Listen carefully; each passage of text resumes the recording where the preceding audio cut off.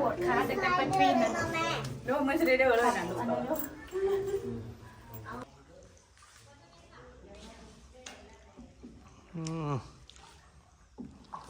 กหินย่อย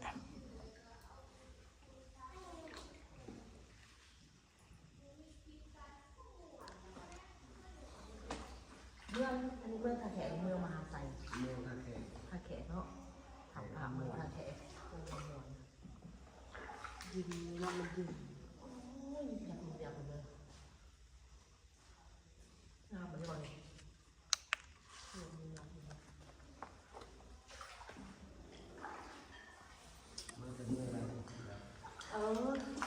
อันเมืองไกรซอนสวรรค์เขตนี่นะเอามาเที่ยววันนี้เป็นเมื่อวานนี่นะโดยไม่ได้มาทำผ่าเลยที่ไปทาพลังบัดข้าวเมื่อหรือเมื่อทางอันนั้นวันยังแหวนทานเมื่อเก่าเลยไปเมื่อวานนี่ไงโดดงามตอบเสียงไฟคือหยิบหยับเลยครับ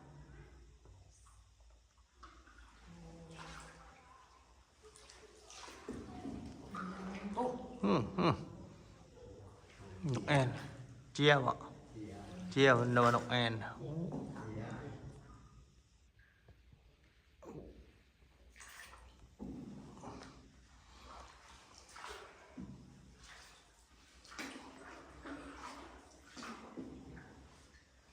แกกินต่างประเทศกับราคาเดียวบ่อยราคาเดียวเลย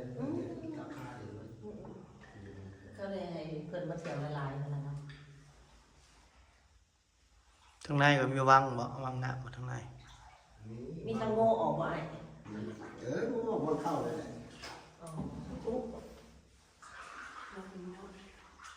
ว่าอยู่เป็นสำรวจธรรมชาติเป็นของหลักเลยแต่เพิ่งมองเป็นบ้านนักศึกษาเพิ่งเห็นมาให้ก็ได้เอาชื่อนั้นจับได้บ่เนี่ยดำคักได้หินมืดนะ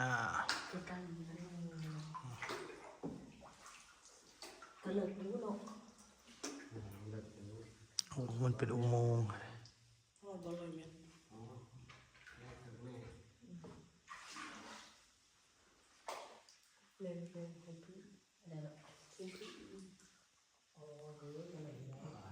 เนี่ยขึ้นบนเรื่องถึง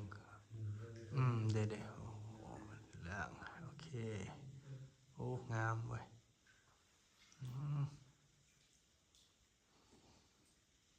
งามเนาะฟ้าตัวนี้งามโอ้งามเลย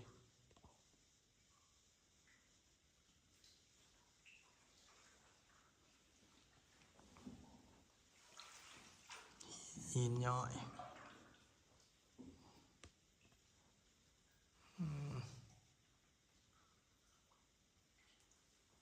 พระวะเนี่ยมันยังพระบอก เป็นเองแบบเป็นธรรมศาสตร์บ่โอ้หินย่อยหินย่อยเลยเนี่ยตัวเนี้ยหินธรรมชาติเลยเนี่ยโอ้ตอบแสงเลยโอ้ยังในชุดแล้วเนี่ย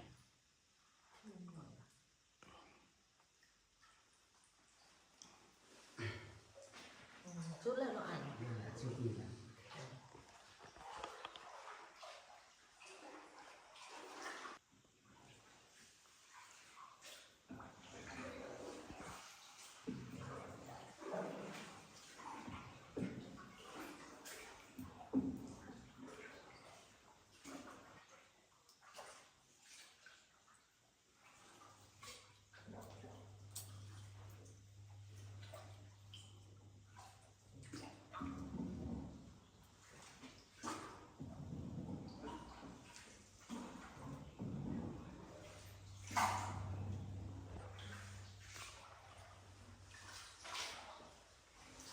เอามาทำเนาะ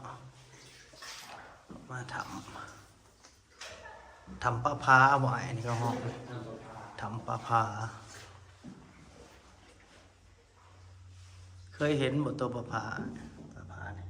เคยเห็นอยู่เคย อยู่ในถ้ำครับ นั่นแหละ เป็นเทศสื่อ